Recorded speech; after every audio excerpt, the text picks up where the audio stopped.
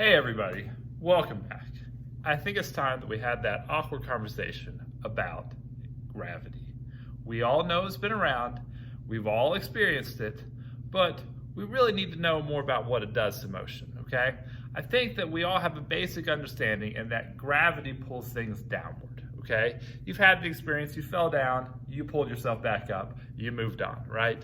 Okay, but every time, 100% of the time, gravity is going to pull you down, okay? Now, in terms of the motion, it's kind of interesting that gravity is a constant, okay? No matter how big or small the object is, it's actually going to accelerate the object at the same rate, okay? That is about 9.8 meters per second, or 9.8 meters per second squared, okay? Every second, an object falling in gravity of Earth will get 9.8 meters per second faster, okay? It doesn't matter if the object is big or small. We'll get into more about the why that is when we get into forces next unit, okay? But for now, just have the understanding that it doesn't matter the object, it's going to accelerate downward at 9.8 meters per second squared, okay?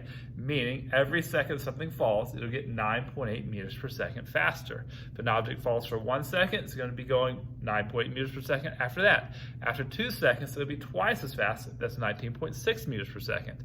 3 seconds, 39.4 meters per second, okay? Every second you get 9.8 meters per second faster, and that's significant because 9.8 meters per second is fast. That's about as fast as a human can sprint. Even like Usain Bolt, that's about how fast he's going when he's full speed, okay? So that's significant, okay? The other thing I want to talk about briefly is the directionality, okay, and how that deals with motion. We talked about a minute ago about how when things are going in the same direction as their acceleration, they're going to speed up, okay? That's why when things fall downward, they're going to be moving in the same direction as their acceleration. So they get faster as they move, okay? The direction of the motion and the direction of the acceleration are the same, okay? So that makes the object get faster as they move. On the other end, if something is going upward, well, now the velocity is upward and the acceleration is downward. Those are opposing. So now the acceleration is going to take away from the velocity. So that's going to cause it to decelerate. So that's why as you throw things upward, the motion is upward, the acceleration is downward, so the object gets slower as it goes up, okay? And then at the maximum, at the peak of the motion, okay, it starts accelerating downward because now the velocity and the acceleration are both in the same direction. At the very peak, there's zero velocity, but there's still the acceleration.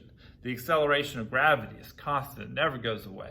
So throughout the entire motion, the object is being accelerated the whole time, okay? Just the effect is different. Slowing down on the way up, speeding up on the way down, okay?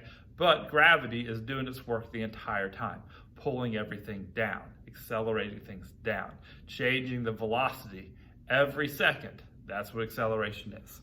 All right, see you guys next time.